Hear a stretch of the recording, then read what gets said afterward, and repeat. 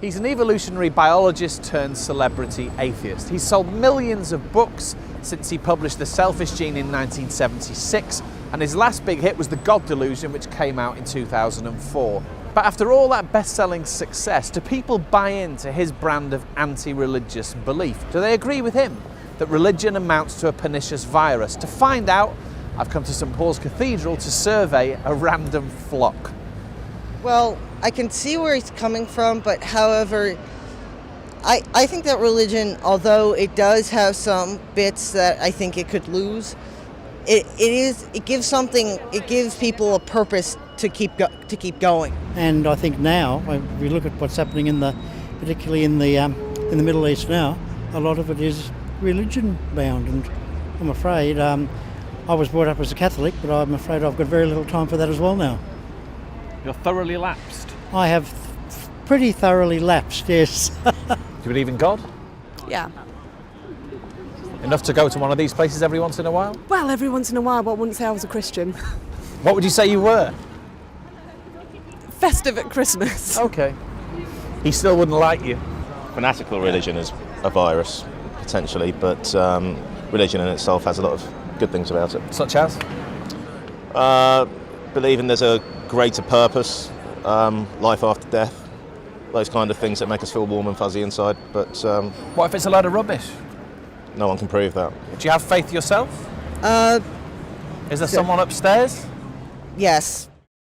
Richard Dawkins, you've talked a lot in terms of religion being a pernicious virus. When you talk in those sort of emotional, quite visceral terms, are you doing that to sort of raise hackles and therefore heighten the debate, do you think? I don't think I've talked a lot about it being pernicious. I'm not even sure I ever used the word pernicious. But virus is a word you've certainly definitely virus. And the point there is really not the pernicious aspect, although I actually think it is pernicious. The point there is that it's infectious. It's something that grips the mind in the same way as a conventional virus, grips the body, in that it takes control, and it does so the better to propagate itself. But in choosing words like that, or on occasion I've read that you've said you despise organised religion, or religious belief actually, they're very emotive terms for someone from an academic background. Are you doing that because you feel it's in the interests of the cause that you're pursuing, that debate is quite highly charged? I wonder if they're as emotive as you think they are. I suspect that because we've all been brought up with this sort of culture of respecting religion, that anything comparatively mild sounds more outspoken than it really is. I mean, do you really despise religious belief? I despise people who believe something without evidence and then go out and take action which damages other people. Yes. So I despise people whose belief in religion is so firm and so unshakable that they actually think it justifies killing people. And there are, of course, many people like that. But your average devout worshipper who's sitting in a pew of a Sunday morning, you don't despise them. No, of course I don't, no. What are your feelings towards them? Well, I mean, they're harmless, especially Church of England. I mean, they're harmless. I don't have strong feelings one way or the other. No, of course I don't despise them. Here's the thing. I am an agnostic. I have thought about the tenets, certainly, of Christian belief. And as far as believing in God is concerned, sort of found them wanting, or myself unable to be convinced. But I still think I can't possibly know whether God exists or not anymore. I mean, am I being sort of, what's the word? Weak-willed, guilty of not having the courage of my convictions? No, I mean, I'm an agnostic too in that sense. In The God Delusion, I made a 7-point scale.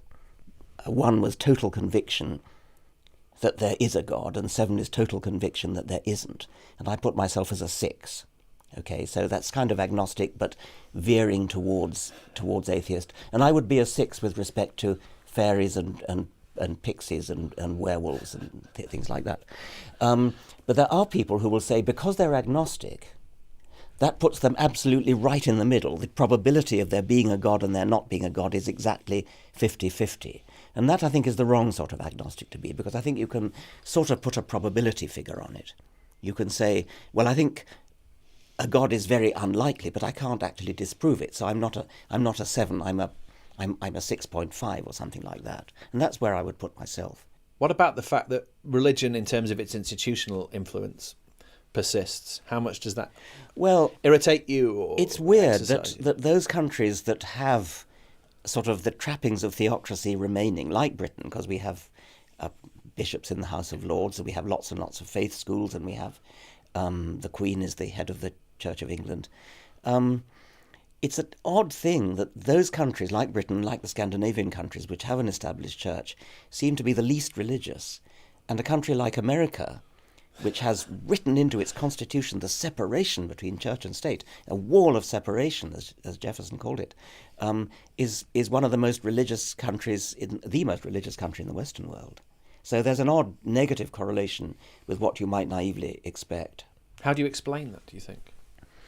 Well, various explanations have been offered. I mean, one explanation is that in a country like Britain, where religion is part of the establishment, it's become sort of boring.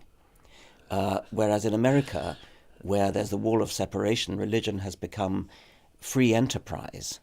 And so you have mega churches with their own television stations, their own creches to look after the children, their own gyms. They become huge commercial enterprises, tax-free, by the way, which helps, with the televangelists having private Lear jets to jet around in and fleets of posh cars and things. It's not tea and biscuits.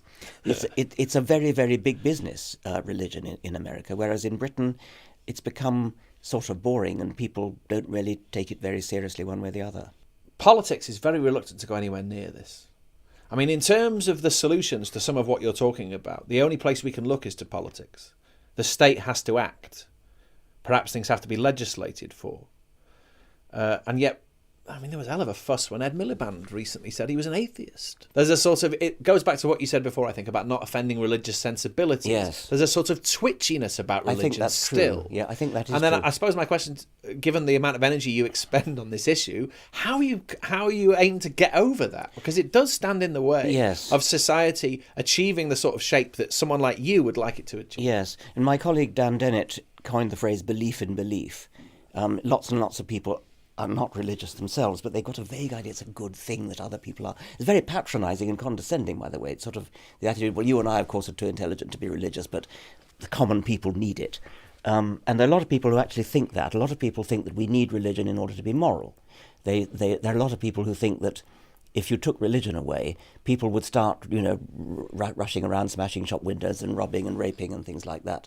No evidence for that whatever. I mean, absolutely none. So I think one important thing we've got to do is to prize apart religion from morality. It's absolute nonsense to say that you need religion in order to be moral. And so I think that would be one major step we could take.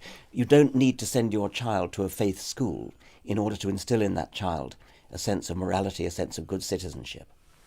For whatever reason, even in a secular country like this, we have arrived at a point where there's a sort of latent belief within the popular consciousness that to be scientific is to somehow be sort of desiccated and dry and to miss out on the magic and mystery of one's experiences and the world and so on. You dispute that, right? So not only dispute it, I mean, it's just the exact opposite of the truth.